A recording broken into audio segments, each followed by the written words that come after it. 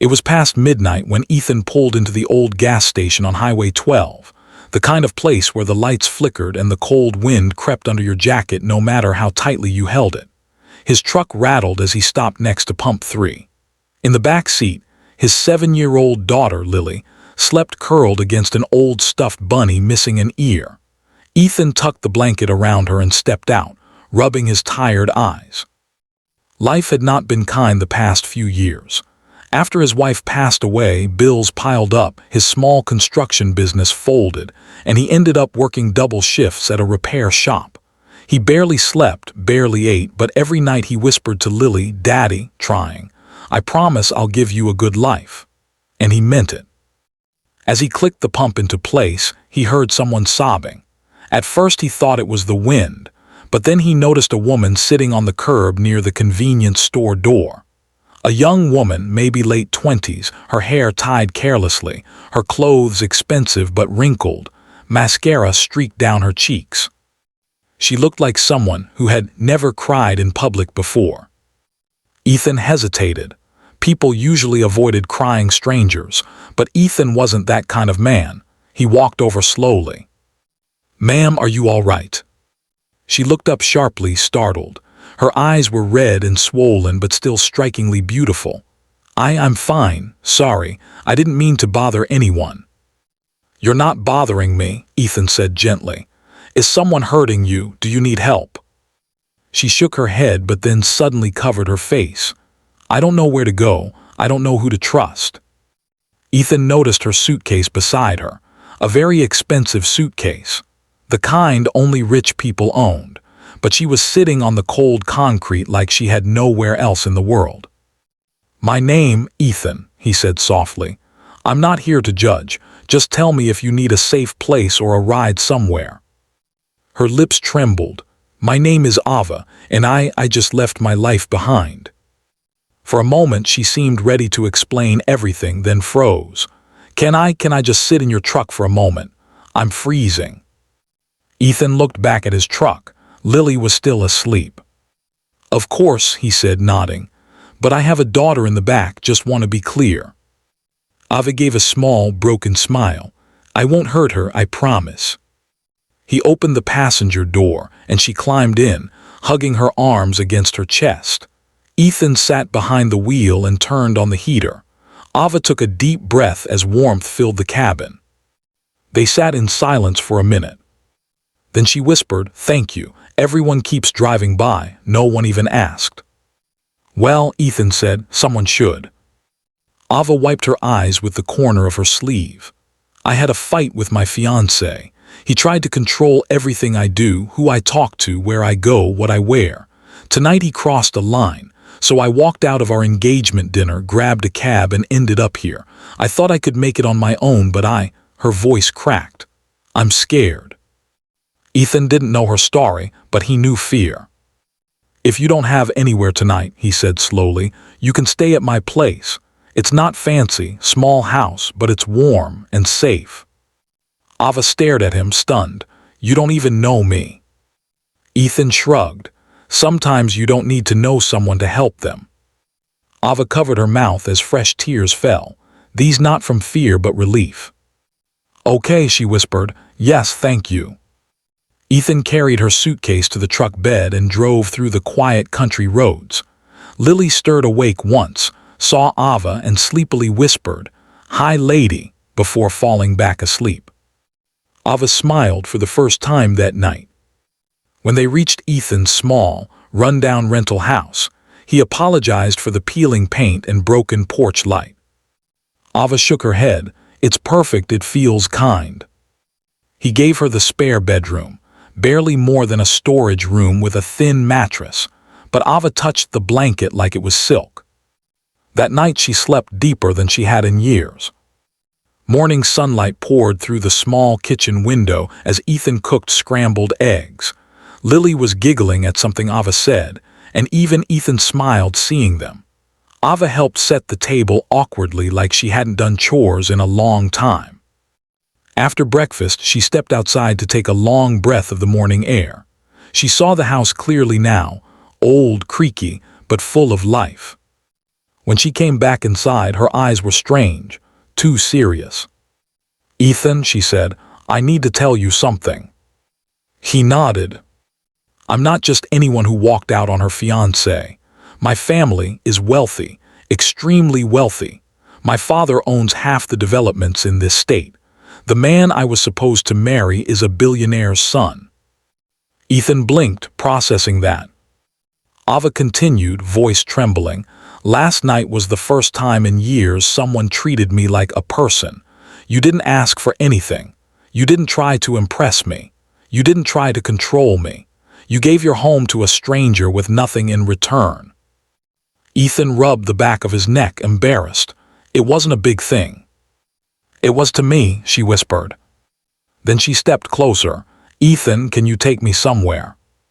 "Sure, where?" She smiled a determined smile. "To a real estate office."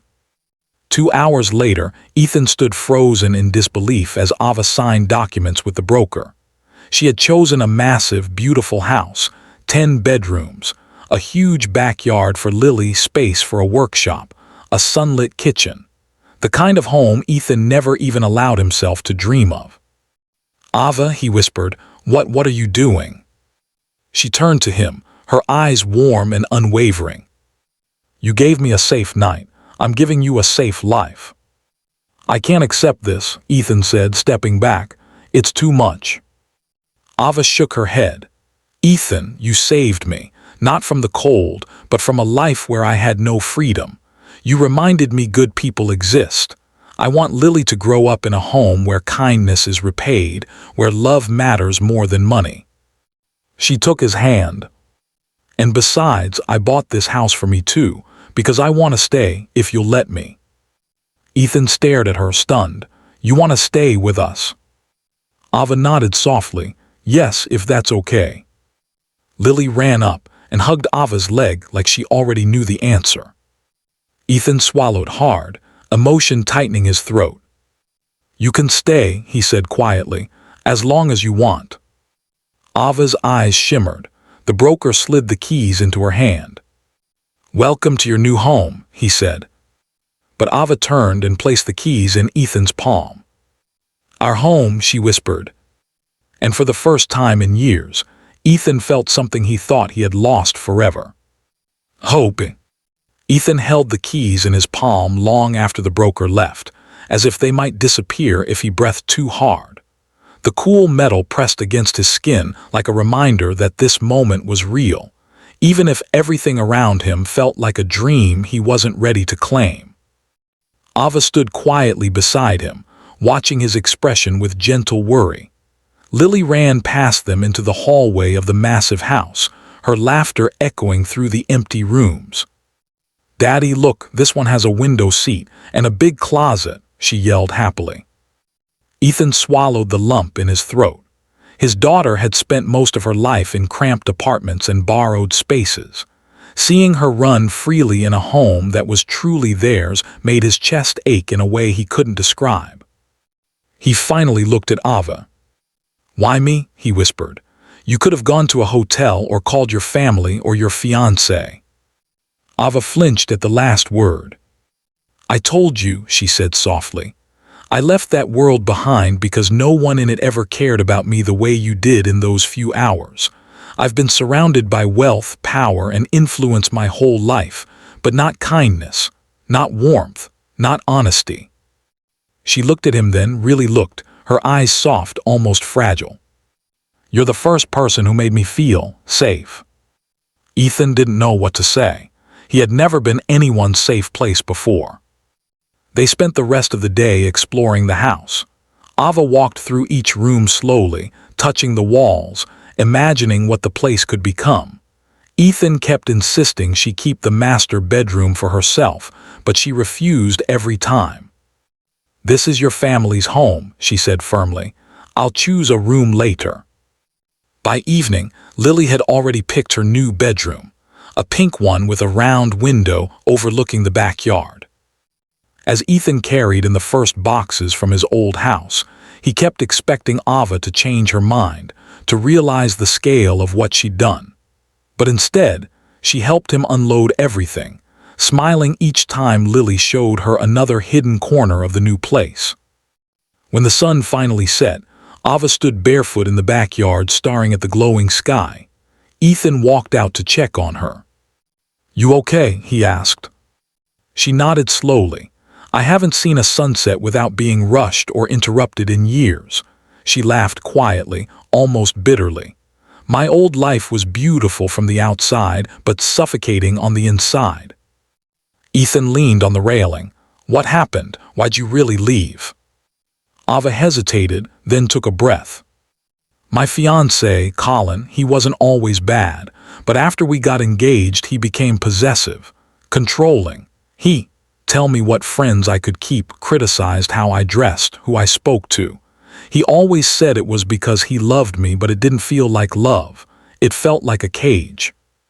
Ethan clenched his jaw. "Did he ever hurt you?"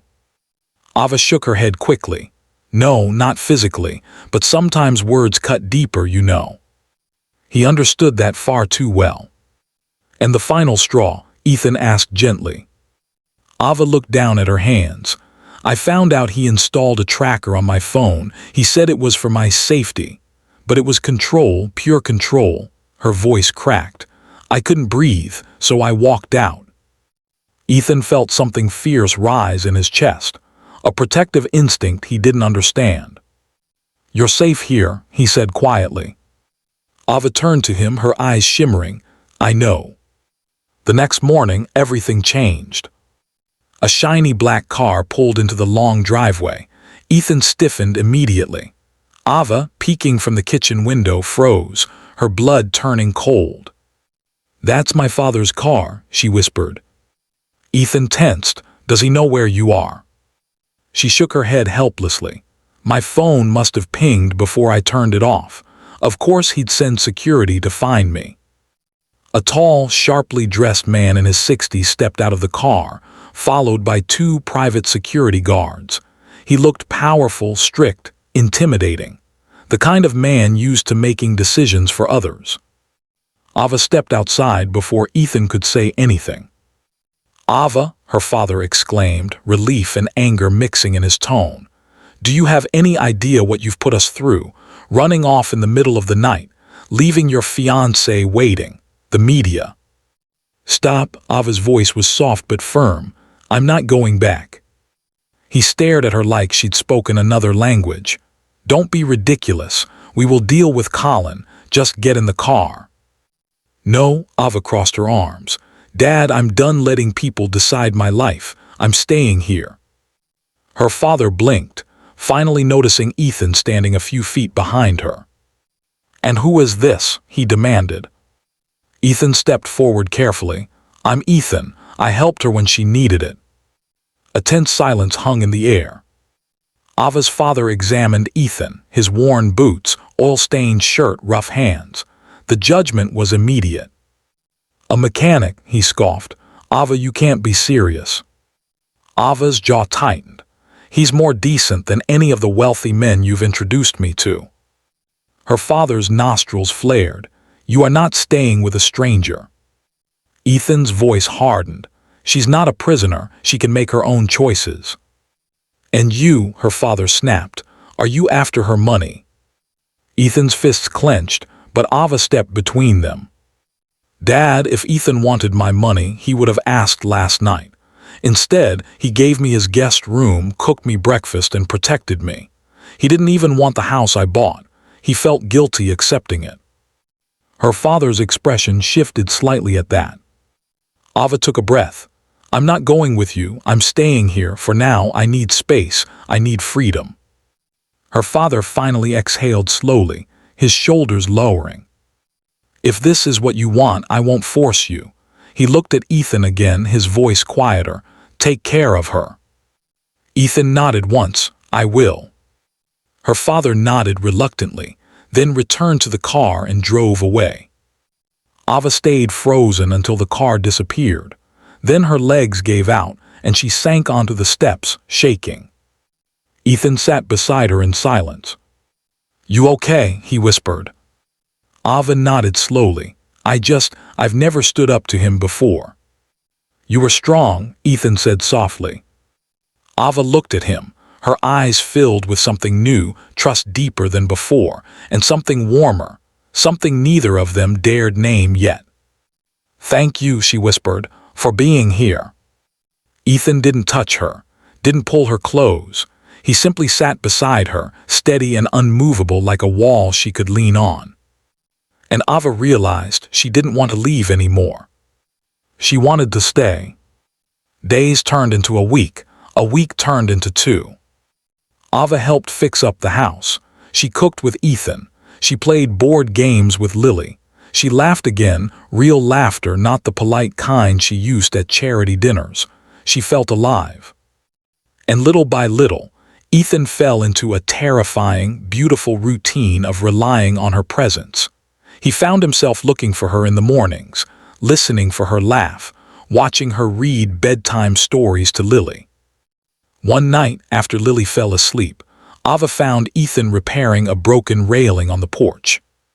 "You work too hard," she teased softly. He didn't look up.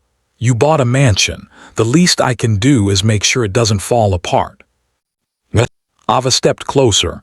"Ethan, you don't owe me anything." He finally looked at her, his eyes deep and tired but warm. "I know," he whispered. "Maybe that's why I don't feel scared around you." Ava felt her heart stumble. She moved even closer, the night air cold around them. "Ethan," she said gently, "can I tell you something?" He nodded. "I feel at home with you, with Lily. I didn't even know what home meant until now." Ethan swallowed hard. "Ava, I don't have much to offer." She shook her head and placed a hand on his chest, right over his heart.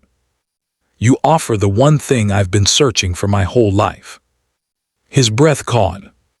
"What's that?" he whispered. She looked into his eyes. "Safety, kindness, and a future that feels like mine." The space between them dissolved. Ethan didn't kiss her. Ava didn't kiss him. They simply stood there, hearts pounding, knowing something had shifted, something real, something deep, something they'd both been afraid to admit. They weren't strangers anymore. They were becoming something like family. Something like love.